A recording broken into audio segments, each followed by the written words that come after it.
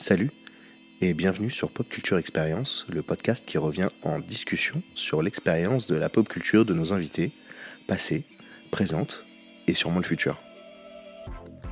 Je m'appelle Adrien Coche et en 2015, j'ai lancé la première école de combat au sabre laser de France, la Saber League. Non, c'est pas une blague. Depuis toutes ces années, on a rencontré un paquet de gens hyper intéressants, connus, moyen connus, pas connus, et on s'est dit que vous aussi, ça vous intéresserait de les rencontrer. Aujourd'hui, je vous présente Gilles Capel, photographe de grand talent, fan de Star Wars. Il est parti notamment à la découverte des coulisses de Star Wars dans les déserts tunisiens. Et on va bien sûr revenir sur ce sujet-là. On a parlé de plein de choses, de musique de film, d'effets spéciaux. C'était absolument passionnant. C'est le dernier épisode de la saison. Alors j'espère que vous prendrez beaucoup de plaisir à l'écouter. Et on se retrouve après les vacances scolaires de février pour la saison 2. Bonne écoute. Parfait. Il n'y a pas besoin de... Donc ouais, bien dans l'axe. Okay. Et normalement, ça ne devrait pas poser de problème. Je vais enlever cette couette incroyable. Et donc... Qui n'est pas ergonomique avec le casque. Qui n'est absolument pas ergonomique. Ah, mais cette mèche, c'est magnifique. Hein, incroyable voilà. cette... Voilà. Là, tu l'as mis, tu l'as géré. Je la gère direct. Il y avait une mèche chipmunk, je crois. Et donc cette année, on travaille avec, et j'aimerais bien faire un podcast avec lui, Aurélien. Mm-hmm. J'ai un trou de mémoire sur son nom de famille, mais c'est pas très grave. Avec qui on fait venir Timothy D. Rose, qui fait l'Amiral Akbar. Ouais. Voilà. Et là, c'est signé. Il est cool. Et c'est cool. Ouais. Il est américain, mais il habite en Angleterre. Ouais. Donc du coup, moins cher à faire venir. Ouais. Il prend l'avion quand même parce qu'il n'est pas à Londres, donc machin. Mais bon, tu vois, pour... c'est même cool. Ouais. Je sais pas, le quart du prix de Daniel Logan. On a un acteur qui... Il est souriant, il vient avec son petit truc, il te trappe et tu fais la... c'est drôle. Je l'avais vu à la Star c'est Wars drôle, et... c'est hyper sympa. Mais oui. C'est hyper sympa, il est proche des gens, il est cool. Et surtout, il a joué dans la première trilogie. Ouais, et la dernière. Enfin, dans le dernier épisode en l'occurrence. Et puis un peu dans la dernière aussi. Et puis c'est un personnage emblématique, quoi. Ouais, c'est une icône avec un design tout le monde connaît. Donc c'est cool. Mais il est marionnettiste à la base. Ouais. Tu savais ? Donc voilà. Donc j'aime bien démarrer, tu vois, comme ça. Mais je vais quand même te dire bonjour Gilles. Salut Gilles. Bonjour Adrien. Ça va ? Très bien. Merci d'être là dans mon podcast qu'on a plaisir. lancé avec Sarah Marcadet, que tu connais, qui s'appelle Pop Culture Experience, où l'idée est de, je leur dis pour les gens aussi, l'idée est de revenir sur ton expérience de la pop culture, aujourd'hui, ce que t'en fais, etc. Très bien. Définir un peu ce que c'est ta pop culture aujourd'hui, mais d'où elle vient aussi.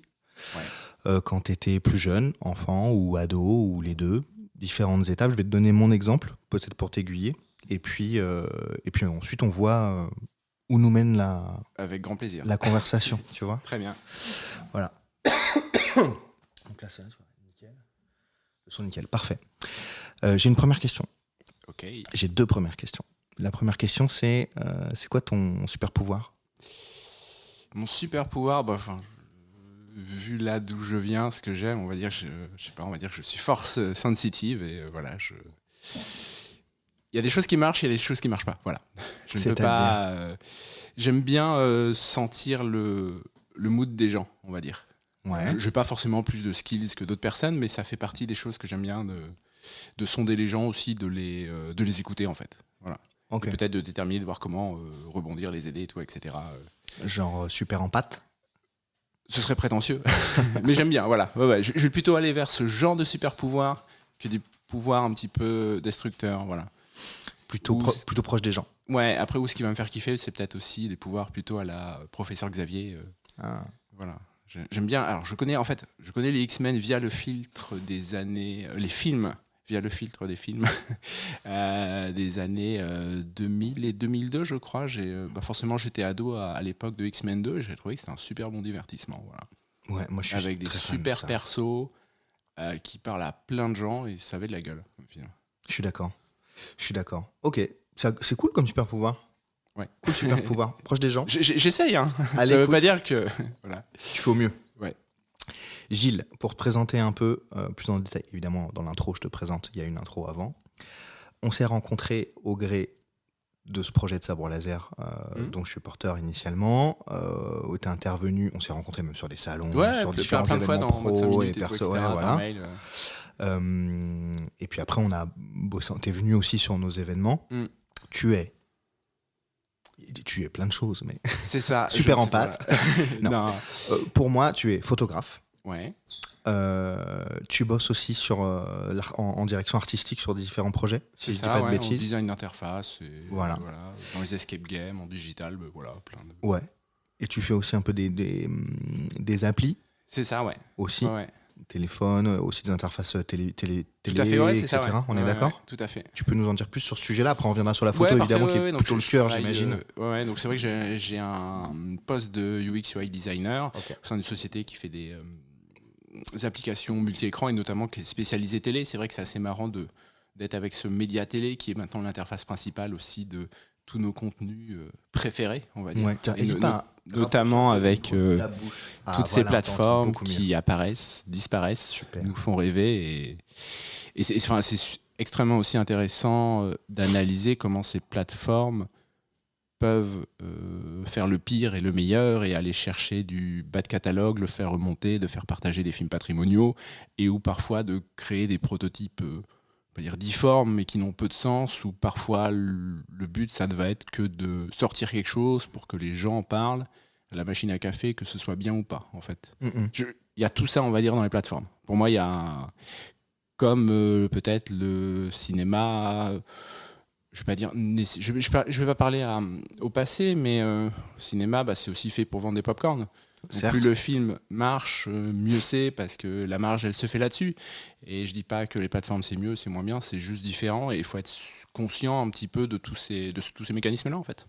Ok. Et quand après Netflix va chercher du catalogue MK2, je suis très content quoi. Certes. Ou va me chercher ou va permettre de financer le film d'un auteur que j'ai pas vu d'ailleurs, d'un auteur qui faisait des films indé SF il y a 10-12 ans que je kiffais pas mal. Ouais, je trouvais ça cool. Si je dis pas de bêtises, je crois que c'est un film de... Moi j'aimais beaucoup les films indé SF de type Cohérence, de type Primer, Upstream Colors, dont 2 d'entre eux sont réalisés par Shane Carruth, qui faisait aussi la musique, et je crois que du coup c'est lui dont Amazon Prime a fait le film, je crois. Ok. Voilà. Ok. Pour ceux qui ne savent pas, l'UX, c'est quoi? C'est, on va dire, l'expérience utilisateur, et au final, ça peut être bien évidemment sur un support digital, une application, le web, mais ça peut être aussi dans la vraie vie, dans un magasin, en fait. Ok. Ou dans un couple. Ou dans la famille. J'ai un pote qui a fait un site internet de vente en ligne pour de la sauce, pour pâtes, peu importe, mais en l'occurrence, c'est le sujet. Et il me dit que... moi, j'ai jamais fait ça, par exemple. Je fais des sites internet, mais j'ai jamais fait ça. Qu'il avait fait un UX avant pour définir, disons, l'expérience utilisateur, le chemin utilisateur du premier clic jusqu'au panier. Il y a de ça aussi. Tout à fait, ouais. En fait, il y a plein de méthodes, d'outils, de stratégies. Et il faut se poser la question, qu'est-ce qu'on veut? Et aussi pour qui, en fait? Comment? Pourquoi? Comment on veut apporter notre service ou notre contenu, hein. C'est pas forcément non plus du contenu, c'est pas forcément fait uniquement pour vendre, on va dire. C'est comment on apporte au mieux l'information à l'utilisateur en fait. Ok. L'autre partie qui est pour moi pas plus importante mais majeure, ce par laquelle on se connaît, c'est ta partie, ta fibre artistique, photographique, car tu portes une exposition photo. Tout à fait. Depuis quoi, 4 ans maintenant. 5 ans 2018, ouais. J'étais pas loin. Mais oui, ça va faire 5 ans. Je m'y attendais pas, je croyais que ça allait durer 2 ans. Et tu continues à la porter d'événements en salon professionnel grand public qui s'appelle D'une galaxie à une autre. Voilà. Pour ceux qui ne savent pas, parce que je pense qu'il y a déjà pas mal de gens qui savent, mais pour ceux qui ne savent pas, l'idée quand même du podcast, c'est d'avoir des gens qui viennent de ce milieu-là, mais puis pas de vulgariser, rendre un peu disponible aussi cette pop culture-là de l'imaginaire auquel tout le monde n'a pas accès par appétence personnelle. Ouais. Donc je pense que les gens qui sont dans le milieu, dans les salons, ont au moins déjà vu une fois un stand logo, de Gilles Gapel voilà. et le logo. Exposition que tu fais évoluer de plus en plus avec de nouveaux outils, de nouveaux supports, de nouveaux médiums, etc. Tout à fait. Est-ce que tu peux nous expliquer ce que c'est que ce projet d'exposition photo d'une galaxie à une autre?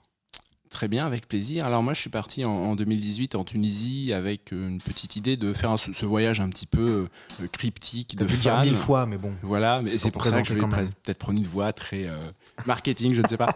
En gros, moi, j'étais curieux. Bah voilà, quand j'avais la enfant, c'est vrai que cette partie sur Tatooine, j'avais toujours trouvé un petit peu bizarre avec les Jawa. Enfin, ça m'avait super intrigué, mais pour moi, c'est vraiment le point de départ. Et en fait, la racine. Point des ports. Voilà, je fais le bruit. C'est une des grosses racines de Star Wars, parce que c'est le point de rencontre de tous les héros. C'est avant tout aussi, cette planète Tatooine, c'est une métaphore en fait de la planète hostile. Et Luke, il n'a envie que d'une chose, s'en aller en fait. Donc de par la chaleur, de par les paysages, de par la faune qui a été mise dans la cantina pour les bon, bref, je vais pas faire le making of, mais je voulais aller voir ces lieux. Donc je suis parti avec mon appareil photo, mais pas dans le but de dire je vais faire une expo et tout, etc. Mais lorsque j'ai rencontré ces lieux, je me suis dit mais en fait moi j'ai envie de partager ce que j'ai ressenti sur ces lieux. Ce qui fait que j'ai une expo un petit peu hybride qui va être un petit peu making of, un peu reportage avec les lieux identifiés, aussi entre les lieux que moi je trouve magnifiques, superbes. Et aussi, j'essaie de traduire au sein de quelques photos, moi, mon bouillonnement interne, en fait, en décadrant, en déconstruisant un petit peu le paysage, pour tenter de montrer que moi, lorsqu'on met un fan dans ces lieux-là, forcément, ça lui parle et ça va le mettre, pas forcément en état extatique, mais que ça va un petit peu le bousculer, parce que aller en Tunisie, c'est comme être dans Star Wars, mais sans le son. Donc ça va être super perturbant, il va manquer des trucs. Ouais.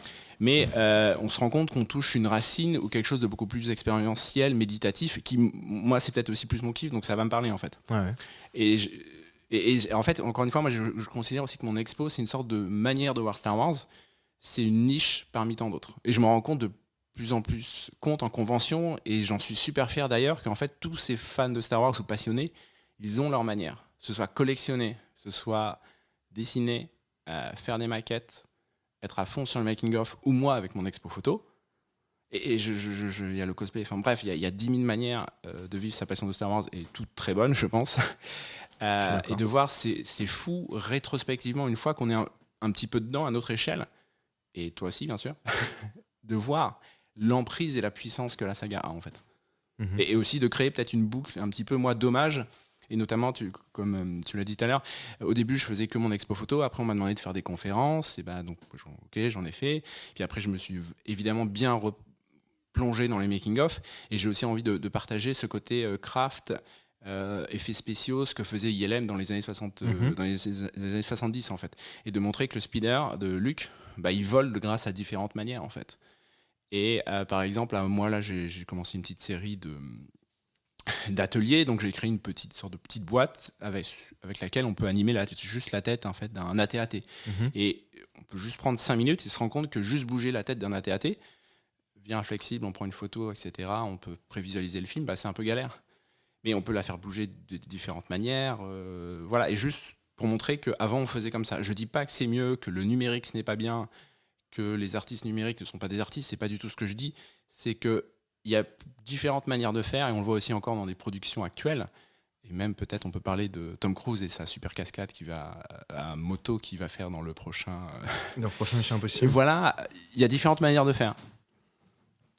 Des fois, il y en a des plus coûteuses, des plus simples, des plus show-off, peut-être purement marketing. Ouais. Peut-être Tom Cruise, son kiff de dire moi c'est Tom Cruise, je suis un acteur, je suis un vétéran. Voilà, ok, mais anyway, il le fait, il se repousse. Enfin, il repousse ses limites, il se dépasse, et pourquoi pas. Et là, en effet, à l'époque des premiers Star Wars, c'était hélas une nécessité. Il fallait trouver comment on fait le truc, quoi. Ouais. Et j'aime bien, moi, donner ces petits tips, parce qu'au final, ça me fait penser à ce que j'ai vu tout à l'heure en entrant. Il y avait le Think Outside the Box marqué sur un de tes murs. Et si on n'est pas forcément stimulé par des choses qui fait on faisait comme ça avant, jamais je n'y aurais pensé. Ouais. Et ces petits trucs-là vont nous inciter à penser pareil. Et peut-être aussi... par extension, voir le monde autrement, ou avoir plus de recul sur certaines choses, en fait. Ok. Et voilà. Ok, c'est cool. Donc, ton exposition photo, d'une galaxie à une autre, avant, c'était que de la photo, si je puis dire. Ouais. Et en fait, là, ce que tu dis, c'est que tu es rentré de plus en plus dans le making-of. Voilà, par rapport au cinéma, à la photographie aussi, au mécanisme. et faire découvrir ça aux gens, même en le faisant, parce que je me souviens d'un événement qu'organisait Sarah d'ailleurs, qui s'appelle aussi Pop Culture Experience, c'est de là d'où vient le nom, où tu étais venu avec cette tête et tu la faisais bouger aux gens pour qu'ils puissent, il me semble, hein, ils puissent se rendre compte quand même des mécanismes de l'époque, bien entendu. Un AT-AT d'ailleurs, c'est un très gros marcheur à 4 pattes. Bien vu, pour ceux qui j'avais savent oublié. pas, pour ceux qui savent pas, dans Star Wars, il y a une espèce de très très grosse machine qui tue plein de gens très facilement. C'est marrant, on parle d'AT-AT, mais hier j'étais avec ma fille et on lit des petits trucs Star Wars. C'est pas ma faute, mais je lui ai montré ce que c'est un AT-AT. Elle a dit at. Je trouvais ça trop mis. Voilà. Elle a quel âge ta fille? Elle va avoir 2 ans là. Ah ouais, elle est vraiment petite. Elle est vraiment petite. Ma fille, elle a 6 ans. Et j'ai pas réfléchi sur son âge, mais je réfléchissais après. Et elle veut pas trop regarder Star Wars pour l'instant. Elle kiffe Harry Potter. Mais c'est cool. C'est chambé, Harry Potter. Mais c'est... Ouais, et alors moi, je pense que ma fille, je vais pas forcément l'exposer du tout de suite de manière massive à Star Wars. Moi, c'est si elle veut. Hein. Ouais. Et en fait, j'avoue, cette histoire de livre de Star Wars, en fait, c'est pas forcément venu de moi, c'est venu d'un de mes neveux qui a oublié un de ses bouquins Star Wars que j'avais offert à mon neveu, mais il l'a oublié. Donc du coup, ma fille l'a vu, elle a trouvé ça cool. Et du coup, évidemment, je réponds à ses besoins. Voilà. Normal. Ouais. Elle ouvre un bouquin, elle veut savoir. C'est cool. Tout à fait. C'est comme ça qu'on y vient de toute façon. Mais oui. C'est rigolo, c'est le sujet du truc. Le podcast, il dure à peu près 1 heure. Ouais. Juste pour revenir dessus. Peut-être que ça va générer une envie ou une passion, tu sais pas d'où ça vient, tu vois. Là, à 2 ans, elle ouvre un bouquin. Franchement, j'ai pas de meilleur. D'habitude, j'y arrive un peu plus tard, mais c'est pas grave, on reviendra sur d'autres sujets, on ira sur d'autres sujets après. Mais du coup, je vais enclencher tout de suite sur le sujet majeur de cette émission, qui est ton expérience de la pop culture. Parce que là, l'exemple de ta fille m'y fait penser. Je vais te donner le mien pour peut-être t'inspirer ou t'aiguiller, parce que tout le monde comprend pas immédiatement le fond de ma pensée. J'aimerais savoir d'où ça vient, toi, cette appétence. Évidemment, il y a la photo, il y a d'autres trucs. On a cité tout à l'heure un autre de tes métiers. Maintenant, tu fais même des conférences. Voilà. Aujourd'hui, j'ai l'impression qu'on a tous plusieurs métiers. On a une facette en particulier qui peut nous représenter. Moi, en l'occurrence, c'est Star Wars. Bon. Moi, quand j'étais petit, et c'est aujourd'hui, parce que c'est rigolo, parce qu'aujourd'hui, je me suis replongé dans les souvenirs que tu as sur Facebook. Ils te redonnent à une date donnée une publication. Et j'avais publié ça aujourd'hui précisément en disant que quand j'étais au collège, ça va mal, à l'école, donc CM1, CM2, un ami m'a prêté la VHS du Retour du Jedi. Et il m'a dit, faut absolument que tu regardes ça et tout. Il revenait de Singapour, il avait chopé ça là-bas et tout. Je dis ça parce qu'il est singapourien, enfin il était... Je sais pas s'il est encore mort, s'il est encore vivant ou pas, mais peu importe. Et j'ai été subjugué tout de suite. J'ai commencé par le Retour du Jedi, qui est largement mon préféré pour cette raison majeure, parce que j'ai commencé par celui-là. Et j'ai fait dans le sens inverse. Et après, j'ai monté une école de sabre laser. Tu as eu raison. Et après, je vends des sabres laser sur mon site de boutique en ligne, etc. Et maintenant, tout mon univers professionnel tourne autour de ça. Bon, voilà. Très condensé, ma pop culture expérience, c'est celle-là. Et c'est là d'où ça vient. Je voulais savoir si, à la manière de ta fille, peut-être que ça va générer quelque chose. Je ne sais pas, mais ça m'y a fait penser par rapport à la mienne. D'où ça vient? C'était quoi ta pop culture quand tu étais enfant? Alors moi, je pense que ça a commencé avec un rendez-vous manqué avec Star Wars. Et a posteriori, je trouve ça génial. C'est toujours Star Wars, c'est rigolo. C'est affreux, on parle que de ça. Tout le temps, mais il n'y a pas que nous. Hein. Et j'ai mis un t-shirt Jurassic Park. Mais tous les invités que je reçois, il n'y en a pas un qui ne parle pas de Star Wars. Ouais. Je te jure que c'est vrai. Oui. Et alors, j'étais, je sais plus, ça devait être c'était en vacances à la neige. Et puis bon, et là, je sais plus, je passe devant une télé. Enfin, il y avait peut-être pas de télé dans les chambres et tout, etc.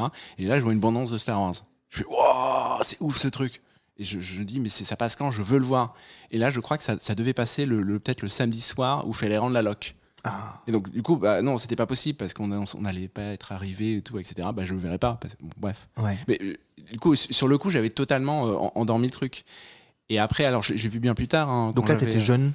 Ouais, alors je sais pas combien j'avais ce rendez-vous me manquait là, c'était peut-être quand j'avais 5-6 ans, je sais plus. Alors après, au final, Star Wars, j'ai dû le voir en 80. J'avais 11 ans, quoi. Mais avant, en fait, le truc qui m'a happé, qui m'a dit il n'y a pas que la vie réelle et le naturalisme, c'est pour moi Abyss de James Cameron. Ok. Voilà. Je me souviens quand j'allais, ma mère allait voir une pote à elle, et à chaque fois, en fait, il y avait la VHS d'Abyss. À chaque fois, je regardais.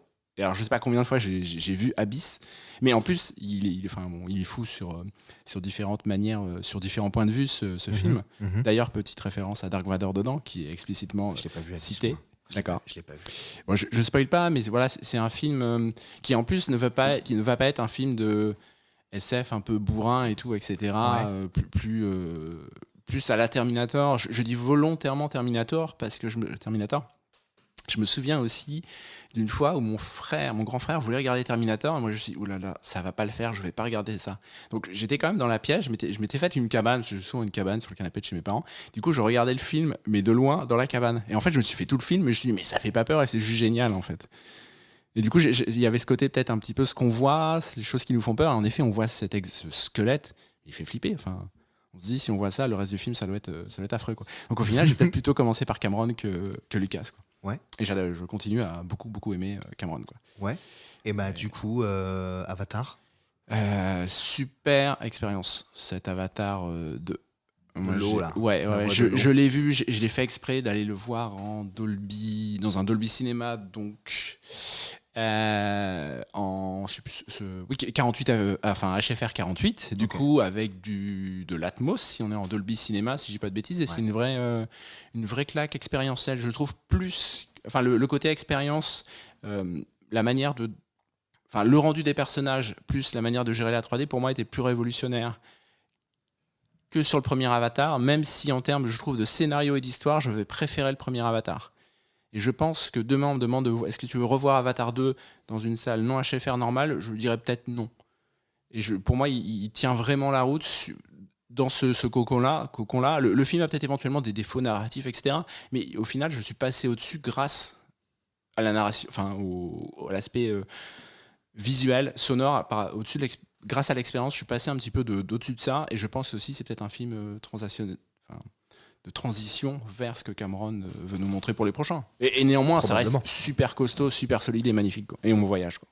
Et ça faisait très longtemps que j'avais pas voyagé au cinéma, sans avoir bien sûr la prétention d'avoir tout vu non plus. Hein, bien sûr, voilà. Évidemment. Comment tu fais pour tout voir ? De toute façon, tout voir, tout lire.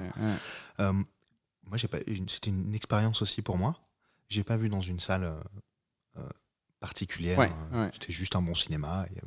C'était bien, mais oui, le scénario, c'est pas. Mais même le 1, c'est pas. Tu vois, tout est attendu. Il y a pas de. Je crois. Je suis passé. Je ne connais pas Cameron personnellement, mais tu pourras lui dire que. Moi non plus. on va lire. On va prendre une note. Envoyer un texto. Tu sais que je peux brancher mon téléphone là à cette console. On peut l'appeler maintenant. Parfait, mais c'est parti. J'ai pas son numéro du tout, mais on peut le faire. C'est bien, franchement. Ouais. Tu peux appeler des invités en direct et tout. Ça, on peut essayer tous les numéros de la Terre qui existent. Ouais, bien sûr. Alors vas-y. 06. Non. N'importe quoi. Je connais pas du tout les intentions particulières de James Cameron, et j'ai l'impression quand même que il a plus envie de faire vivre un spectacle et une expérience aux gens, et de faire évoluer aussi les techniques, puisqu'il a créé des caméras, décidé ça, etc. Comme George Lucas à son époque, en créant les studios d'animation et tout, d'effets spéciaux, et comme aussi, je suis pas spécialiste, mais j'ai regardé un peu les making-of et tout, ça m'a intéressé aussi pendant un temps. Comment s'appelle-t-il ? Peter Jackson, qui a créé Weta Workshop, etc., qui du coup est resté en révolutionnant certaines techniques de cinéma dans son ensemble, pas forcément la prise de vue. Avec Weta. Voilà. Donc, c'est ILM, le studio de Lucas. Tout à fait. Voilà. Donc, j'ai l'impression qu'il y a me semble-t-il, une mission aussi de ça, de faire évoluer à fond. C'est des passeurs, comme Lucas, ils sont dans la même lignée. Et puis Cameron le dit qu'un de ses grands chocs cinématographiques, c'était Star Wars. Donc, j'ai l'impression que c'est un grand choc pour tout le monde. Ça inspire énormément de gens. On va y revenir juste après. On parle tout le temps de Star Wars, mais en fait, les gens veulent en parler. Puis il y a aussi ce qui est intéressant, c'est tout ce qui est avant Star Wars, les inspirations aussi de Lucas, littéraires, les pulps, etc. Évidemment. Et après, on peut remonter sur l'histoire de la SF, et aller très loin, je connais plus. peut aller sur des bateaux volants, je crois, dans, je sais plus... je vais être très mauvais, je vais pas dire de date, en fait. Mais on peut remonter très très loin, notamment avec Lucien de Samosat, notamment. Ok, voilà, bon. ok. Moi, ça me parle pas du tout. Voilà. Mais c'est cool pour ceux à qui ça parle. C'est très bien. On fait aussi un peu de spécifique. Ouais, j'ai l'impression que c'est ça leur mission, en fait. Ouais. Alors évidemment, peut-être que Star Wars est un peu plus complexe en termes de scénario, etc. Encore que pas tant, tu vois. Ouais, non, enfin, bon. si, ouais. Moi, d'ailleurs, je trouve peut-être que Cameron, pour moi, Lucas, il a fait ses films. Pour moi, Lucas, il sait bien s'entourer, il a ses limites, et il le dit lui-même. Pour lui, la direction d'acteur, c'est pas son truc. Mhm. Je pense c'est mon point de vue, ce qui intéresse plus Lucas, c'est de créer des outils et les donner peut-être à des personnes qui savent peut-être mieux s'en servir. Ouais. Ou autrement, hein, Lucas a énormément de qualités. Mais par contre, je pense que c'est vrai que Cameron va être peut-être beaucoup plus fort entre la création d'outils et les histoires qu'il a pondues, quoi. Ouais. Mais encore une fois, c'est parce que c'est d'autres sans l'héritage de Lucas, ça, il pourrait pas faire. Enfin bon, bref, Oui, voilà. Mais c'est pour rappeler aussi que c'est vrai que souvent les fans de Star Wars ont tendance à déifier Lucas. J'adore Lucas. Enfin, je rêverais de le rencontrer, de m'entretenir avec lui, bien sûr. Mais voilà, faut essayer de voir aussi ce qu'il y a derrière l'homme. Et d'ailleurs, les inspirations de Star Wars sont ouf. Enfin, et notamment les plus méconnus, je pense peut-être au film. Comment il s'appelle ? Les trucs films canadiens. C'est un film, je crois que c'est 2187. C'est un film un peu expérimental des années 60 qui est fait par un Canadien et c'est des sortes de collages, c'est assez expressionniste. Et dedans, il y a le concept de force. Et Lucas l'a pris de là, en partie. Genre, il a dit qu'il l'a pris là. Alors, faudrait voir, mais en fait, pour lui, ce appelons film, Lucas, voilà, c'est parti. Lucas immédiatement. Voilà. Non, fais vite pour le musée. On attend de le voir, ton musée. Il répond. Ce serait bien. Ce serait bien. C'est en parlant de musée, c'est comment il s'appelle ? J'ai un trou de mémoire. Il y a un type qui avait ce journal à Star Wars, pas à Star Wars Insider. Qui a plein de pièces de collection, Science-Fiction Archive, Science-Fiction Archive, qui s'appelle Patrice Giraud, qui a une collègue de fifous furieux et qui de temps en temps la sort. Voilà. Dingo avec des pièces uniques au monde. Bon, bref, ce serait cool de le recevoir dans ce podcast. J'ai son numéro, on peut l'appeler. Voilà, parfait. Mais bon, c'est pas... je lui proposerai à l'occasion parce qu'il doit avoir un paquet de trucs intéressants à raconter et des anecdotes. Voilà, il a drivé le magazine pendant. Je sais plus, c'est allé jusqu'à 2005. Ouais, quand même. En 90. Il a rencontré tout le monde. Ouais. Il est allé au Ranch. Il est de même dans les films en figurant. Ouais, c'est la référence Star Wars. Qui a fait beaucoup aussi, je pense, pour légitimer le fait d'être fan de Star Wars en France, en Europe. Et je crois que c'était, si je dis pas de bêtises, c'est le premier magazine européen, je crois, le français. Je lui proposerai. Écoute, si jamais il arrive à se rendre disponible ou j'arrive à aller à sa rencontre, ce serait hyper intéressant, je pense. Qu'est-ce qu'on dit juste avant ? On parlait d'Avatar, on parlait des sources de Star Wars. Ouais, non, Avatar, c'est vrai que moi, ça m'a mis une bonne claque visuelle. J'ai trouvé que c'était un bon divertissement, en fait, tu vois. C'est comme ça n'a absolument rien à voir avec ce qu'on raconte, mais je veux dire entre Cameron et tout, mais en termes de divertissement, et ça reste de la pop culture, je ne sais pas si tu as vu le dernier Top Gun, puisqu'on a parlé de Bruce Willis, ça va mal, de Tom Cruise au début. En plus, il a été très clair avec les gens d'Elta. Il voulait proposer un divertissement de dingue, machin, et moi j'ai pris une claque de ouf, quoi. Avec les avions et tout, ça va vite, il y a des scènes d'action, et c'est là le seul, même Tom Cruise lui-même le dit, le seul intérêt du film, c'est celui-là. C'est d'offrir un spectacle aux gens, et je trouve ça cool, les gens qui... on peut ne pas aimer, peu importe. Je trouve que ça cool, les gens qui assument ça. D'assumer de proposer un spectacle, tout à fait. Proposer le spectacle, machin. Après, il y a les ressorts américains qui fonctionnent toujours un peu bien et tout, tu vois. Après, tu peux trouver que c'est nul, mais en termes je sais pas, sur le scénario, sur les personnages, la direction et tout. Mais en termes de divertissement, c'est dingo, quoi. J'ai pas vu le film, j'ai juste vu des extraits, alors en très bonne qualité, parce que moi j'étais invité au Paris Audio Vidéo Show. Du coup, il y avait des démos de ouf, et notamment avec des séquences de vol. Je fais waouh, de Top Gun, ça bouge. Du dernier. Voilà, tout à fait. Et d'après ce que j'ai vu, ça a été aussi un gros défi technique pour placer des caméras à l'intérieur de l'habitacle et tout. Et je pense que rien que pour la maîtrise technique et le fait de repousser les limites, c'est fou, quoi. Et je pense qu'en effet, j'ai souvent lu que le film était apparemment un petit peu l'un des derniers divertissements de l'ère un peu classique pré-Covid, on va dire. Ouais. Et je pense qu'en effet, ça doit être un marqueur à voir. Et je pense Franchement, c'était chaud. Si tu vas chercher un film d'auteur, des machins, passe ton chemin. Mais si tu vas chercher un divertissement, puis il faut de tout, de toute façon. Il faut du film d'auteur. Bien sûr, tout à fait. Gilles, ça n'a rien à voir. Elle est faite en quoi, ta baguette magique? Est-ce que ça... Alors, c'est pas un grand... je connais bien Terminator, mais je me pose... Il y a le T-1000, en fait. Il se liquéfie. Ouais. Je sais pas si la composition du T-1000, c'est un alliage spécial style adamantium, comme chez notre Wolverine, mais j'aimerais peut-être bien avoir cette notion de baguette dont on peut légèrement transformer. Excellent. Ou alors quelque chose... c'est vrai que j'aime bien aussi, moi, quand j'étais allé au Cambodge, j'étais allé encore, et il y avait aussi ces gros arbres, je crois que c'est les arbres fromagers, en fait, qui parfois tenaient des structures de temples. Et moi, je trouvais ça juste assez impressionnant de voir comment l'arbre, la nature, pouvait tenir en temple et le spirituel, et comment ça s'entremêlait, en fait. Ouais. Et je me dis que du coup, venant d'un arbre qui tient ça, tu peux avoir une baguette puissante, une baguette magique un peu puissante. Donc, une baguette à base d'arbres fromagés. Voilà. D'arbres à fromager, ouais. Un fromager, ouais. Fromager. Et le métal liquide du T-1000. C'est ça. Donc, le bois qui entourerait. Voilà. Ça peut être une baguette. Ça peut être dingo comme baguette à tester. Ouais. T'es pas je viendrai faire des démos à ton école. Ça me va très très bien. On n'est pas du tout obligé d'avoir une appétence pour Harry Potter. La réponse à la question, elle est parfaite, tu vois, puisque tu as utilisé ce qui te parle. Je connais que Harry Potter sous l'angle des films. Voilà, j'ai pas eu le bouquin. Mais c'est assez. Mais c'est très bien, c'est très bien. C'est moi qui fais ça là. Ah oui, c'est ça, c'est ma table qui fait du bruit. La magie. Ne t'embête pas, c'est pas grave. Il y a pas de sujet. Tu peux parler de temple, d'encore, etc. Tu parlais de Star Wars et des inspirations. Ouais. Ça m'évoque moi un truc tout de suite. Je suis parti à vivre au Sri Lanka pendant 2 mois. Ok. Bah là, il y a vraiment, Mm-hmm. Ah non, c'est les voisins qui tapent là. Ils en ont marre de nos discussions. Ils en ont marre, nul. Il y a... Esme, la petite, elle avait 2 ans. Donc, ouais, il y a 4 ans, il y a 3-4 ans, on a fait un voyage de 2 mois là-bas. Et en fait, il se trouve, j'ai découvert ça avant le voyage, il y a des grands temples aussi, bien entendu. Très dôme, tu vois, avec de temps en temps une flèche sur le dessus, de temps en temps pas. Et un des noms de ces dômes-là, c'est Dagobah. Il est partout. C'est dingue, tu vois. Ouais. Et donc, clairement, c'est la planète où, après, Yoda habite, dans cette petite hutte qui est comme ça, un peu demi-sphérique, comme ça part un peu dans les racines. Tout à fait, comme, je pense. Comme tu parlais de l'arbre, c'est pour ça que j'en parle tout de suite, ça m'a cliqué, tu vois.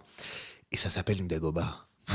Si c'est pas là l'inspiration, c'est impossible, tu vois. Voilà. C'est forcément ça. Et le nom de la planète sur laquelle il vit, une planète verte, de racines, de marais, et ça, elle s'appelle Dagobah.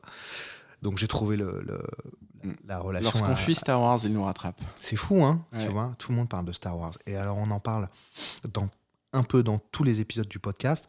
Là, je sais même plus. J'en ai diffusé 7 déjà. Ouais.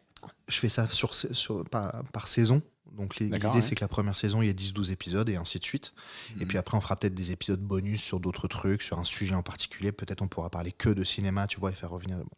Sur les baguettes magiques chelou. Sur les baguettes magiques chelou. Elle doit être bien efficace quand même, ta baguette magique. Et il n'y a pas une personne qui ne me parle pas de Star Wars. Et je trouve aujourd'hui que... Alors, c'est pas un podcast sur Star Wars, mais on y revient vraiment dans toutes les séries quasiment, dans tous les films.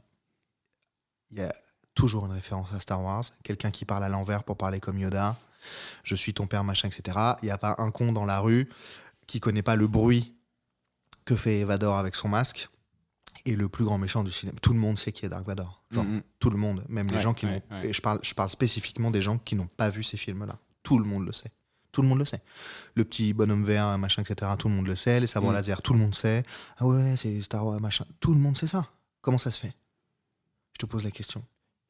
Oh, c'est une culture à part entière, Star Wars. Je pense que si à la base c'est aussi un agrégat de plusieurs sources, des inspirations culturelles, patrimoniales, architecturales. Sur la structure des récits, on peut remonter à Joseph Campbell, qui après Joseph Campbell, on peut s'intéresser aux travaux de Jung, aux archétypes, à ce genre de choses. Pour moi, c'est c'est extrêmement riche. Et je pense que Lucas a pris le temps, et peut-être aussi de par sa curiosité, en fait, de mélanger tout ça. Et d'ailleurs, c'est vrai que ce qui est assez bluffant, c'est que ça va, le range des inspirations est extrêmement large. Ça va jusqu'au, je sais pas, on peut je sais pas, dans la musique de John Williams, il y a du sanskrit. Bien évidemment, il y a une philosophie plutôt qui tient plus du bouddhisme. Il y a la Seconde Guerre mondiale. Il y a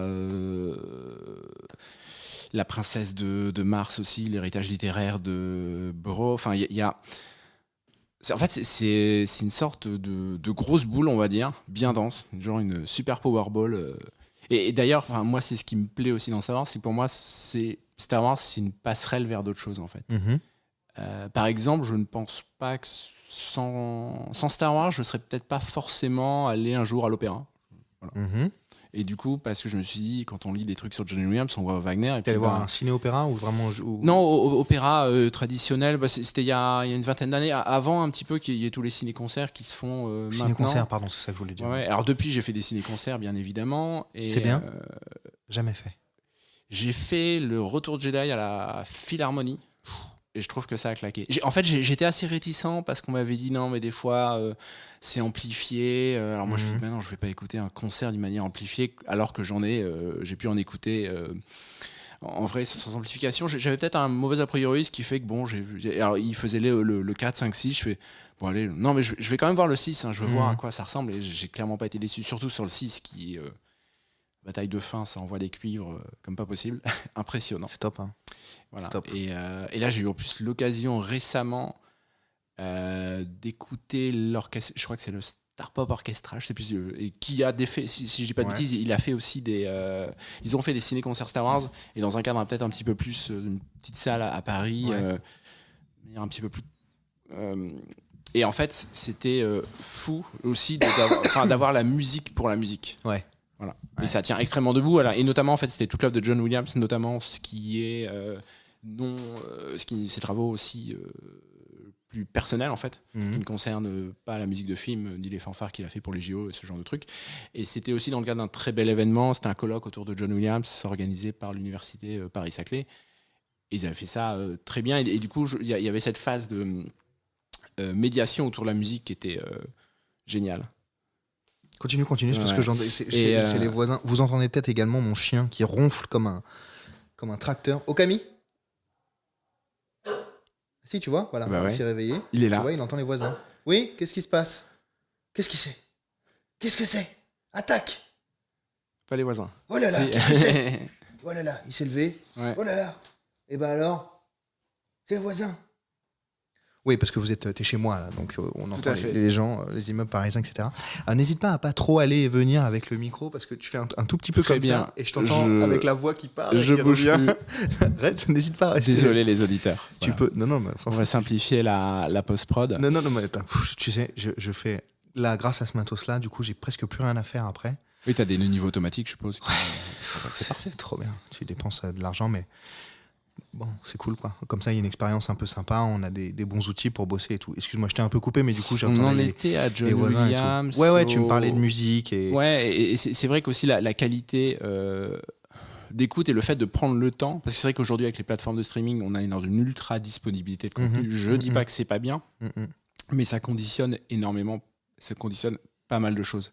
Et le fait de se dire, on va dans une salle de concert, écouter un ciné-concert, ou même tout simplement, j'ai envie de dire, du symphonique. Hein, comme je disais, gamin, j'ai vu que John Williams, inspiration Wagner, voilà, j'avais un abonnement, je sais plus, à 8 € à Rouen, au Théâtre des Arts, je me souviens, 8 € pour avoir l'opéra en illimité. Je me suis dit, 8 €, je risque pas grand-chose, et je peux voir pas mal de choses et me faire des petites bases en fait, dans cette culture-là. Et après, ça permet aussi d'avoir des clés de lecture. Et du coup, le fait de prendre le temps pour des événements aujourd'hui, c'est super important, quoi. Parce que on peut vu qu'on a aussi tout chez nous, en fait, entre nos collections de DVD, de Blu-ray, de CD et les plateformes de streaming, on a 10 000 raisons de ne pas sortir de chez nous. Je suis d'accord. Et c'est peut-être un peu dommage après je suis hyper d'accord. 2 ans de confinement, même si j'ai adoré le confinement. Voilà, faut parfois se mettre un petit coup de pied aux fesses, je crois. Je suis hyper d'accord. C'est hyper agréable, hyper pratique et confortable d'avoir beaucoup de contenu à disposition, cinématographique, séries, etc. Aussi en termes d'apprentissage même. Tu vois, tu as ça sur les plateformes de streaming et tout, c'est quand même cool, quoi. Tu vois. Tout à fait. Moi, pour me lancer là sur le podcast, j'avais une petite idée, mais bon, voilà, pour aller m'enseigner pour du matos, etc. Maintenant, il y a tellement de gens qui font des choses de qualité avec les bonnes infos, les tests, les trucs, les ci, les ça, c'est super, quoi. Mais du coup, ouais, tu vas plus dehors pour ci, pour ça, pour aller en magasin pour ça. Tu as un peu moins de contact et tout. Bon, après, c'est à toi de te mettre un petit coup de pied, je suis d'accord. Un petit coup de pied, je suis d'accord. Gilles, c'est quoi la pop culture ? Moi, la pop culture, je l'entends, je l'entends au sens franco-franchouillard peut-être, culture populaire, on va dire, pour moi, qui est connue et accessible de tout le monde en fait, par la télé, internet, enfin tout ce qui va nous apporter du contenu, ce qui fait que je vais avoir une définition très large et je vais mettre pour faire la boutade, mais j'ai envie de mettre Derek à côté de Dark Vador en fait, parce que tout le monde connaît l'inspecteur Derek, ça veut pas dire que j'ai vu les épisodes, tout le monde connaît Dark Vador, et je pense que du coup on va mettre pour moi une partie des cultures de l'imaginaire, je dis une partie dans la pop culture, parce que par exemple tout le monde connaît Le Seigneur des Anneaux, le Silmarillion, que je n'ai pas lu, beaucoup moins, voire pas du tout. Donc c'est pour ça que, et alors c'est vrai que nous, je veux dire entre nous, on se retrouve sur des salons, des événements, etc. Pour nous, pop culture, on va se dire, ça va être Star Wars, Harry Potter, Seigneur des Anneaux et tout, etc. Ouais. Je sais pas s'il y a une grande communauté de fans de Derrick qui fait du cosplay. Mais voilà, c'est vrai qu'il y a les moyens de. Attends. Tu l'entends ou pas, regarde. Ah, j'ai pas mis le casque. Attends, mets le casque. Ok. Mets le casque. Le casque est mis. Tu t'entends quand tu parles ? Non. Tu t'entends pas ? Et là ? Ouais. C'est bon ? Écoute. C'est incroyable ou pas ? C'est magnifique. Ça, Alors, ce son-là, ça a commencé comme les cris de Chewbacca. C'est vrai ? Oui. Refais-le. Ouais, t'as raison. C'est rigolo. Bon, voilà. Star Wars, c'est partout. Star Wars est partout. Tu peux retirer ton casque. C'est marrant, hein, cette petite machine-là. Tout à fait. J'adore. C'est vrai qu'on dirait. Attends, je vais le réécouter. Les gens l'entendent du coup, mais toi, je vais pas l'entendre. Mais. Ouais, c'est vrai, je suis d'accord. Tu l'entends ? Il l'entend ? Fais voir. Allez, j'arrête. Pardon, excusez-moi. Peut-être pour je m'amuse. Continuer un petit peu aussi sur ces. Vas-y, je trouve que dans ce domaine, peut-être convention, pop culture, on est souvent bluffé par les autres. Pour moi, il n'y a pas un événement dans lequel on se dit mais waouh, il y a des gens qui font ça en fait. Et la dernière fois, c'était pour moi, alors j'étais au festival Stars Up, qui est à Meudon, festival sur l'espace. Sur l'espace, voilà, dans lequel je dirige la journée science-fiction et création. Ouais. Et on avait fait une projection d'un documentaire sur Tintin et la conquête spatiale en fait. Excellent. Et il y avait quelqu'un. On a marché sur la Lune, etc. Oui, bien sûr, ça parlait de ça. Et il y avait quelqu'un qui était déguisé en Tintin pendant la projection. Ah ouais ? Et je me suis dit mais respect. En fait, je savais pas qu'il y avait des cosplays de Tintin. Et j'ai trouvé ça juste génial qu'il n'y ait pas que nos licences qui cannibalisent un petit peu tout. Ouais. Quoi. Non, mais je suis d'accord. Pour moi, c'est ça aussi la pop culture. Je suis d'accord. J'ai fait, mais c'est cool, quoi. Donc, la différence vient compléter les cultures de l'imaginaire. Mais qu'on peut mettre dans Tintin aussi. Tout à fait, ouais. Ça marche très bien. Et puis après, il y a la geek culture. Geek, évidemment. C'est une espèce de triptyque un peu qui s'auto-complète et auto-nourrit, ou comment on peut dire ça. Il y a des intersections évidentes, et notamment pour en revenir à ces cultures geeks, ça, Star Wars, et notamment avec ce côté passerelle en fait. Ouais. C'est ok, t'as ça, qu'est-ce que t'en fais après ? Tu peux aller creuser dans différentes directions en fait. Ouais. C'est ça aussi, je pense, qui nous passionne, et on aime bien aussi des fois se confronter dans le sens non belliqueux à des fans d'autres sagas, quoi. Je suis d'accord. Voilà, quand je vois la qualité de certains cosplays Harry Potter, je fais waouh, enfin peu importe d'ailleurs, mais ou des réalisations, ou d'art, j'allais y venir, ou même d'essais, de recul, d'analyse de qualité de l'écriture. Enfin, c'est J'allais y venir. Il y a pas mal de... Il y en a sur Star Wars aussi, mais depuis des années. Mais j'ai vu pas mal de trucs Harry Potter hyper qualitatifs sur l'enfance de Voldemort, l'après, machin, etc., qui font des espèces de fanfiction. Ça a toqué ? Ouais. Bon, on verra une fois. Ça arrive une fois. Des espèces de fanfiction, mais ultra qualitatif, quoi. On dirait vraiment un film qui pourrait sortir, un bout de série, un pilote même.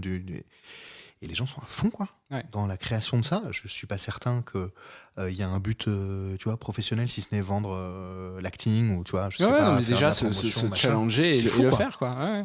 Avec des costumes de dingue, du make-up de dingue, c'est quand même capital. Scénario qui tient la route, caméra, du matos et tout, le montage. Enfin, les gens sont impliqués, quoi, investis d'une mission de, je sais pas, pour rendre à César ou faire vivre le. Je sais pas. Et moi, c'est aussi ce que j'aime bien avec Harry Potter, vu que c'est arrivé après, enfin, en même temps, en partie, ça a commencé en 2001, si je dis pas de bêtises, au cinéma, je parle. Ça s'est terminé en quoi, 2011, 12 ? Il y a eu 8 films, donc par là. Et 2 parties. Et en fait, ça a repris. Parce que Star Wars, après 2005, c'est un peu. Je peux pas dire. Il y a eu un moins d'intérêt, ce qui fait que tu as des créatifs aussi qui étaient encore dans le mood des sorties de films d'Harry Potter, qui a duré un peu plus longtemps. Ouais. Et bah, ça a repris un petit peu ce flambeau de faire des créations digitales, des fan-films. J'imagine. Et peut-être, bien évidemment, encore plus, je suis pas expert, mais je suppose encore plus de fan-fiction, quoi. Parce que l'œuvre littéraire est à la base, quoi. Probablement. C'est ouais. C'est assez dingue. C'est d'ailleurs au Comic-Con, tu parlais de Tintin tout à l'heure, mais j'avais vu un cosplay Captain Haddock et Tintin qui se baladaient. En même temps, c'était peut-être les mêmes gars. Peut-être. Les mêmes gars, mais c'est vrai que c'était sympa. Là, il y a... Oh, Camille. Ben oui, on n'entend que toi, là. Je n'entends que toi. Ouais, merci bien. Il se lèche les pattes. Voilà. Comic-Con, là, il n'y a plus, mais il y a un qui a repris le flambeau. T'es allé au Paris Film Festival, t'as été ? J'y suis pas allé parce que j'avais un truc ce week-end-là, j'ai vu des super vidéos en fait. J'avais trouvé ça, de mon point de vue, assez quali, même ce qu'ils avaient. Ouais. Il y avait une Batmobile, je crois. Il y avait une expo photo Star Wars. Il y avait Il y avait une expo photo Star Wars et tu n'étais pas, Gilles. Non, mais moi je suis content qu'il y ait plein d'autres gens qui fassent des photos Star Wars. Ouais. Non, il y avait. En fait, ce que j'ai trouvé cool, c'est que ça avait l'air bien mis en valeur. Parce que parfois, dans les salons, c'est pas simple de mettre en avant le contenu photo. Entre la nécessité d'avoir un fond assez sympa, plus de la lumière, je pense qu'ils avaient fait ça bien, quoi. Est-ce que sur un événement comme. On va faire un peu d'auto-promo, mais c'est parce que j'y pense là. Sur un petit événement comme le nôtre qui est l'Open de France de sabre laser à Charletti. D'ailleurs, c'est le 26 et 27 mai prochain. Toi, c'est peut-être bien la 3e année que tu viens, ou voire 4e. J'ai exposé 2 fois, Tu as déjà exposé 2 fois. C'est ça. Avant, parce que tu étais venu à la Cité de la Mode, non ? Non, j'avais pas fait. Ouais. J'ai fait les 2 Charletti. Il n'y a eu que 2 Charletti. Ouais, bah voilà. Ouais. Bon, et ben alors, à cette occasion, à ces occasions-là, notamment sur la dernière, parce que celle d'avant, c'était quand même avant confinement, sur un petit événement comme ça qui réunit sur une journée, une soirée, environ 900 personnes, à 50 près, hein, franchement, on a le ticketing d'entrée. Non, je dis ça parce que les gens nous disent c'est sûr que non, mais si, tu vois, on a la preuve. On est obligé de compter pour des raisons de sécurité évidentes. Donc au total, on a reçu environ 900 personnes, 905, bon, peu importe. À la différence des Comic-Con de Paris Film Festival où t'étais pas, mais en tout cas Comic-Con like, Paris Manga, etc., où tu as pu exposer, où il y a vraiment beaucoup de monde, sur des plus petits comme ça événements où t'exposes peut-être pas tout ce qu'il est possible pour toi d'exposer. Enfin, t'es quand même venu avec une bagnole bien remplie. Oui. Je me souviens, le montage et le démontage. C'est quoi peut-être c'est le même qu'avec beaucoup de passages, mais c'est quoi la réceptivité des gens? C'est quoi leur rapport là quand ils viennent dans un événement un peu comme ça, bon enfant, plus confidentiel? Comment ça se passe pour toi? Alors moi, je trouve que lors de ces 2 expériences-là, je pense que les gens sont venus pour le sabre laser et ont été contents de découvrir qu'il y avait autre chose. Et du coup, il y avait beaucoup plus un effet surprise qui joue peut-être en la faveur de la réceptivité de mon expo. On va peut-être être moins dans la consommation que dans des plus gros salons où évidemment il y a... Consommation parce que tu vends des clichés ? Non, je dis parfois quand on est visiteur en fait. Enfin, évidemment, je vends des consommation du stand. Voilà, consommation où tout est par aller, par machin, bidule. On est sans cesse surexposé et tout le monde nous dit de nous arrêter de voir des trucs. Le fait de faire des événements plus intimes et beaucoup plus sympas, on peut aussi déjà, ne serait-ce que par le niveau sonore. C'est plus simple aussi, sauf lors des remises des... bah oui. Voilà. Non, mais hormis ça, il y a une meilleure réceptivité, je trouve un plus grand attrait. Et c'est vrai que ça m'est arrivé de faire des fois des discussions 45 minutes, quoi. Ah ouais. Ouais, il y en avait deux chouettes discussions, je me souviens, à l'Open. Alors que parfois, des fois, dans les plus grands trucs, ça s'arrête à 10 minutes, etc. Ou parce que les gens sont pressés, il y a les sacs, les machins, les mouvements de foule. Ouais. Et après, dans le détail. Tout à fait, ouais. Alors, et bien évidemment, très rapidement, on parle de l'expo, et après, on va parler d'autres choses. Mais c'est ça aussi qui est génial, en fait. C'est que c'est un point de départ pour d'autres discussions et on peut aller clairement très loin et à la fin ne plus parler de Star Wars, c'est très bien. Trop bien. Tu reviens cette année ? Avec plaisir. Si tu es dispo, faut que je vois les dates et tout, etc. Ouais, c'est 26, 27 mai. On va regarder ça. Charles, si ça te dit de revenir, évidemment, tu es le bienvenu. Puisque l'exposition est complètement évolutive depuis 5 ans. Il y a toujours du contenu qui se rajoute. Donc je trouve ça toujours super. Il y a les ateliers. Ouais. Des ateliers ? Ouais, les petits ateliers, là, comme je disais, autour du AT&T. T'en avais ramené, t'avais rapporté pas à l'Open, je crois pas. Non. J'avais fait, comme tu avais dit, au salon. Pop Culture. Non, jusque-là, j'avais pas la place. J'avais ramené un Jawa la première année. Mon test de Jawa. Qu'il faut que je retape. Parce que voilà. J'en ai un Jawa maintenant. Ah bah oui. N'importe quoi. Un Jawa d'Adrien. J'ai un Jawa d'Adrien. Je viens de lui acheter un. Alors pour le coup, c'est un officiel Star Wars et tout, mais qu'il a vieilli, agrémenté, patiné et tout. Tu sais, le petit robot qu'il y avait dans la série Obi-Wan, le Lola. Oui. Le robot sphérique là, qui s'ouvre, qui est vraiment mignon, qui est le robot de la petite en fait. Oui. Très sympa. Donc il va me le filer. Je suis hyper content d'avoir ce petit robot. J'ai plein de trucs. Je les avais tous rapportés d'ailleurs à l'Open pour faire. Oui, c'était vraiment chouette d'avoir photos. Ceux qui voulaient prendre des photos avec Donald, Bruno et tout. Bruno Choël, je sais pas s'il reviendra cette année. Donald, je lui ai demandé, mais j'ai pas de réponse pour l'instant. En tout cas, il y a l'amiral Akbar qui vient à l'Open. Et ça, c'est cool parce que ça fait un autre contenu. Et on essaye d'avoir d'autres voix françaises parce que c'est quand même sympa d'avoir des voix. C'est un métier qui est vachement en évolution, je trouve. En termes d'exposition médiatique. Oui, on n'entendait pas parler il y a 15 ans. Quoi. Ouais. Et là, moi, je vois sur les salons... comment ça s'appelle ces salons ? Il y en a à Rennes, à Lille et tout, la Geek Days. C'est ça, ouais. Ouais. Et il y a En fait, il y a désormais plein de comédiens de doublage que les gens veulent rencontrer, quoi. Et les acteurs des séries, des programmes courts et tout, plutôt que les grands acteurs tout le temps, qui sont hors de prix à faire venir, parce que oui, ça coûte de l'argent de faire venir ces gens-là, il faut les payer, c'est une prestation professionnelle, et puis les trajets, et puis la nourriture, et puis le logement, et puis le per diem, l'argent qu'on leur donne pour se nourrir aussi le soir et tout. C'est cool d'avoir aussi des gens de moindre ampleur en termes de rôle visuel, mais qui quand même ont un impact... clairement, dans le programme. Ouais. Dans le programme, un vrai impact, quoi. Des fois, c'est la voix, c'est aussi quelque chose qu'on comprend avec soi. Enfin, des fois, on dit c'est quoi ta citation préférée de Star Wars et machin, donc on va l'entendre dans nos têtes. Donc on s'accapare peut-être parfois plus que les images des fois. Enfin, mais c'est dingue parce que là, par exemple, ma compagne du moment, j'allais dire, du moment, ça fait quand même presque 4 ans, la personne qui partage ma vie connaissait pas particulièrement Donald Renew, par exemple, qui est quand même la voix d'Andrew Garfield, de Titeuf, de Christophe, un milliard de trucs, et la voix d'Andy aussi, dans Toy Story, quand il était plus jeune.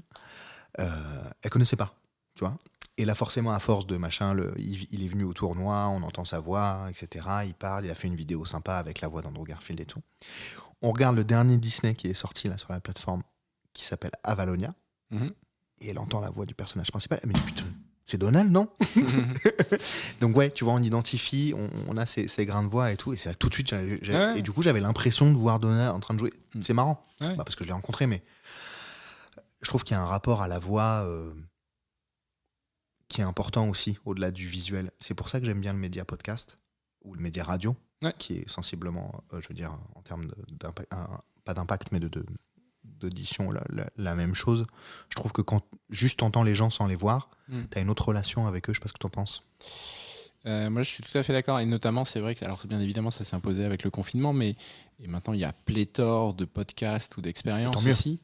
Mais peut-être pour rebondir là-dessus, il y a aussi, moi, j'ai un très très bon souvenir d'un. Alors, c'était on va dire une fiction audio qui était enregistrée à la Maison de la Radio. 104, si je dis pas de bêtises. Et alors ça devait être, c'était, j'ai oublié, c'était de Jules Verne, j'ai oublié le nom là, le gros trou en fait, voilà, avec le sous-marin, 20 milieux sous les mers, voilà. Et petit truc, le fait, voilà, de voir, d'écouter. Alors bien évidemment, on voit. Comme dans un concert, les musiciens, on a le son. Il y a aussi tout ce qui est une partie bruitage en live, qui est très cool en fait. Et alors, on peut faire le choix, est-ce qu'on ferme les yeux ou pas, quoi. Et bien sûr, lorsqu'on le voit in situ dans la salle de concert, on trouve que c'est génial. Et après, lorsqu'on l'écoute en podcast, voilà, on a ce choix. Alors, c'est vrai que le piège, bien sûr, je trouve des podcasts, c'est qu'on se dit génial, je l'écoute et on fait autre chose. Et parfois, on peut ne pas l'écouter tant que ça. Tu peux passer à côté, ouais. Ouais. Et du coup, moi, j'essaye parfois de m'astreindre vraiment des trucs, des instants où là, je suis vraiment focus parce que c'est bien fait, c'est super important et c'est pas du podcast junk, voilà, quoi. J'adore ce média, le podcast. D'abord, je trouve ça très cool parce que n'importe qui peut en faire maintenant. Quasiment tout le monde peut le faire. Il y a du matos. Alors là, pas aujourd'hui, en l'occurrence, mais il y a du matos accessible, ce qui n'est pas le cas de celui que j'ai acheté là. J'ai la chance de bien travailler, donc j'ai acheté du bon matos. Mais c'est très accessible, très vite, très tôt, en termes de matériel de qualité ou qui peut produire un son hyper audible en termes de micro, même en termes de table, de mixage, etc. Franchement, si tu veux faire un podcast à deux personnes, là, comme on fait, en duo, tu peux acheter 2 micros, 2 pieds, les casques sont pas du tout... Tu as besoin forcément d'un casque quand même pour avoir le tour, etc., et faire le montage monitoré. Et une petite carte son ou un petit machin, où il y a même des tout petits boîtiers en double enregistrement. Je sais pas si tu vois les boîtiers comme ça, avec 2 micros qui se croisent, que tu peux brancher à ton ordi et tout. Pour 300 balles, tu peux te lancer, quoi. Alors évidemment, c'est une somme, 300 balles. Mais par rapport c'est pas une caméra, une table qui coûte 1500 €, 2 micros qui coûtent 400 € pièce, tu vois, plus les casques, plus les câbles, machin. Très vite, tu peux te lancer dans le média. Et pour les gens qui ont des trucs à dire.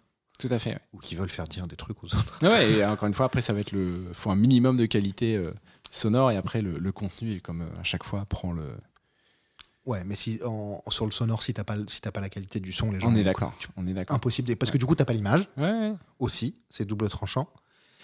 Et si t'as pas quelque chose de correct à l'oreille, qui est agréable à écouter dans les transports ou sur un temps d'écoute que tu définissais tout à l'heure, ou en train de faire quelque chose d'autre, ce que je fais souvent, moi. Du coup, je passe à côté, t'as raison. Du coup, je réécoute plusieurs fois, moi. Ça m'est arrivé, des fois. Mais... Des fois, je le lance, je l'ai pas écouté. Ah bah si, mais à moitié. T'es passé à côté du propos. C'est rigolo.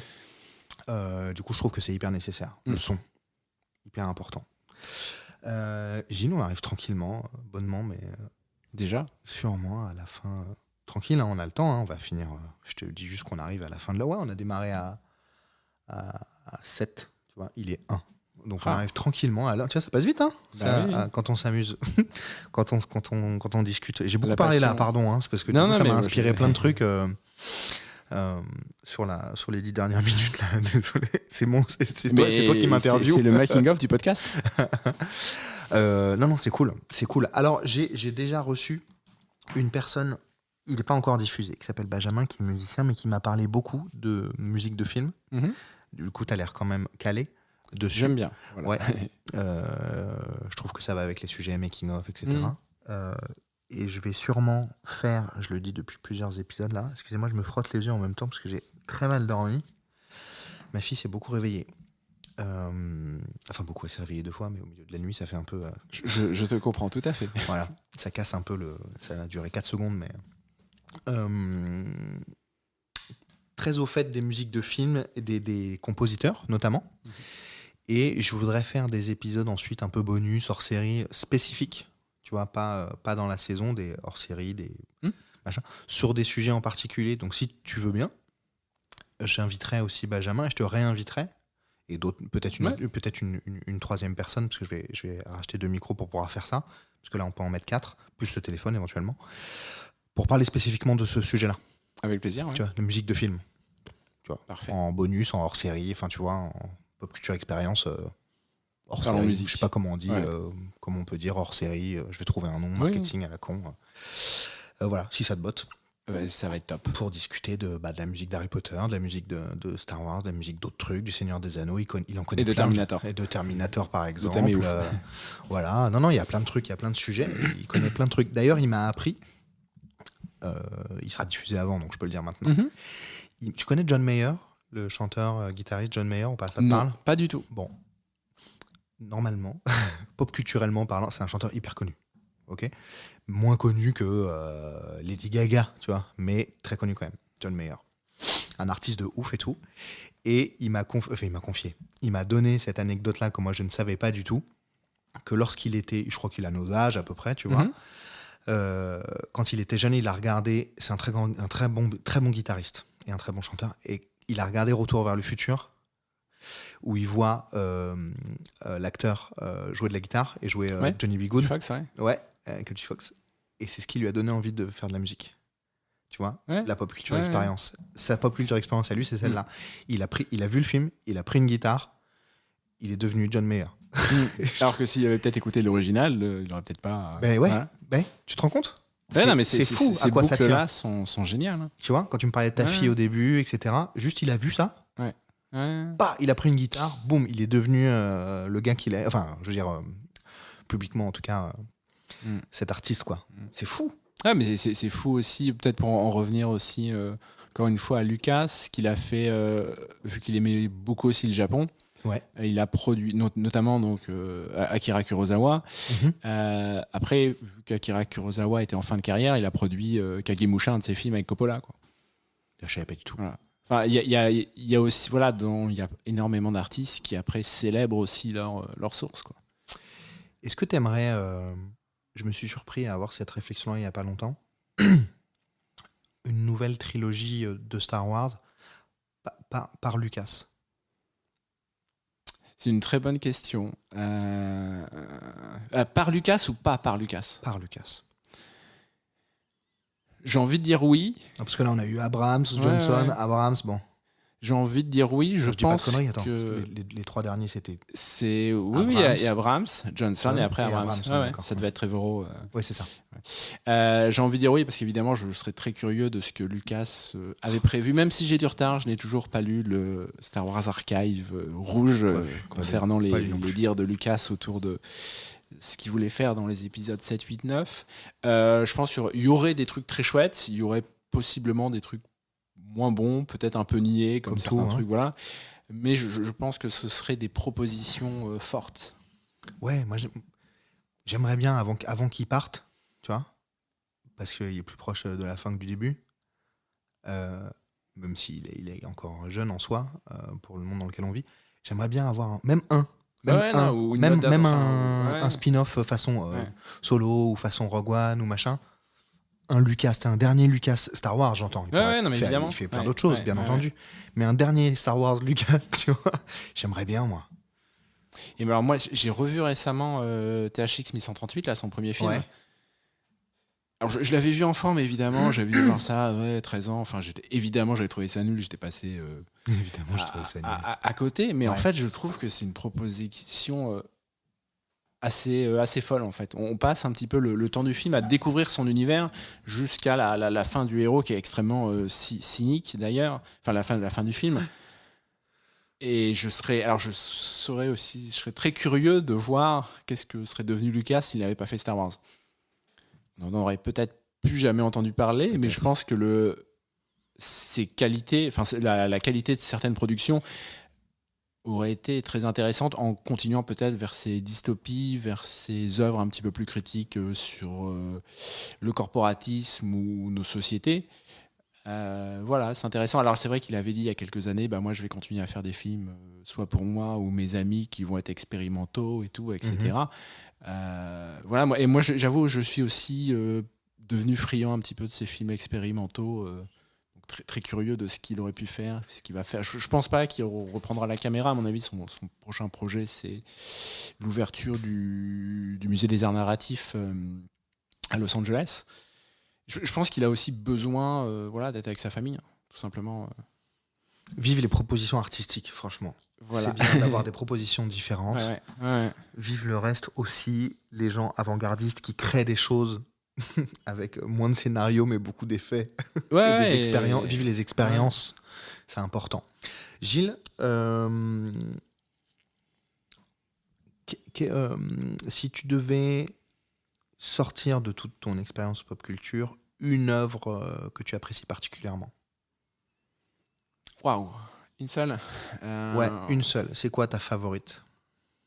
C'est dur. Je pense que je pourrais faire peut-être un top 5, je sais pas. En fait, l'œuvre... Allez, top 3. Top 3, on restreint. On se met Allez, un peu des je fais un top 3 où je me fais plaisir et c'est des œuvres qui ont des défauts, mais j'aime énormément Mr. Nobody de Jacob van Dormel. Ok. Qui a eu un accueil peut-être bizarre. Là, je suis un petit peu sur la nostalgie de L'étranger de Mr. Jack. Ok. On va mettre un petit Star Wars quand même dedans. Star Wars. Voilà. L'ensemble. Allez, l'ensemble. Cette boule dont on parlait force. au début, cette boule de force. Du coup, je vais rester dans ton thème du top 3. Tes personnages favoris. Je vais... évidemment, ça va se recouper un petit peu. Allez. Dans Star Wars R2D2, Ouais. j'ai envie de mettre bien sûr Jack Skellington dans L'étranger de Mr. Jack, qui est une super fable, que beaucoup de gens connaissent. Je sais pas, puis récemment, j'ai beaucoup d'affection pour pour Candyman aussi, peut-être. Pour Candyman. Voilà. Ok. Si tu devais avoir un pouvoir magique, un super pouvoir, pardon, ce serait quoi? Un vrai super pouvoir, pas un super pouvoir, un super pouvoir pas l'étendue des Jedi, quoi. Pas un truc. Un super pouvoir. Pas celui d'être immortel. Je pense que c'est une bêtise. Ah ouais? Si on était immortel, on continuerait parfois à procrastiner. Je sais pas. C'est dur là. Super pouvoir.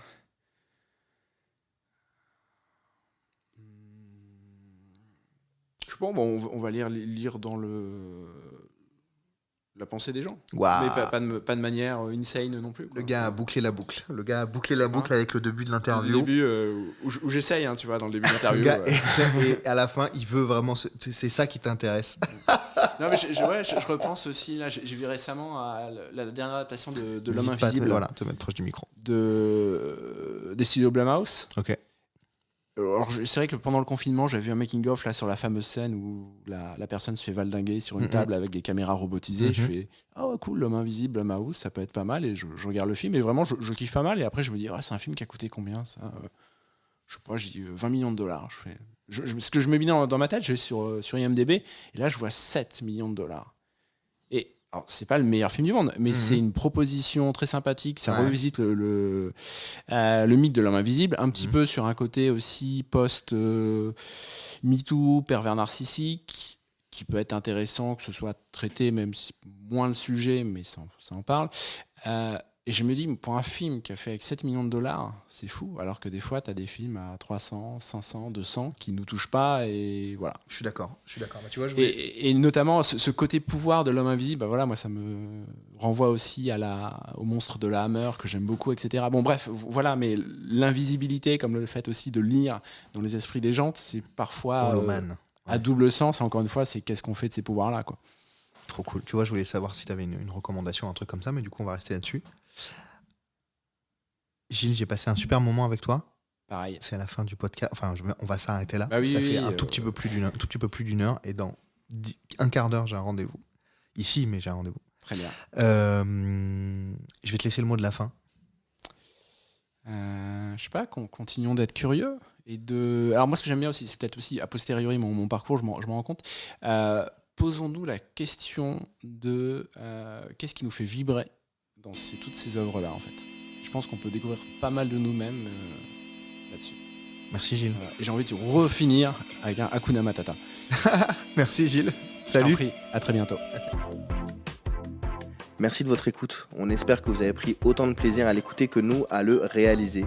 C'était le dernier épisode de la saison 1. La saison 2 revient après les vacances de février. On se laisse le temps de finir les enregistrements de la saison 2 qui a évidemment déjà commencé. Si vous souhaitez soutenir le podcast, c'est hyper simple. Un pouce, un commentaire sur l'application de votre choix. Spotify, Apple Podcasts et toutes les autres. Ça mange pas de pain et ça nous aide énormément. Je vous dis à après les vacances. Salut!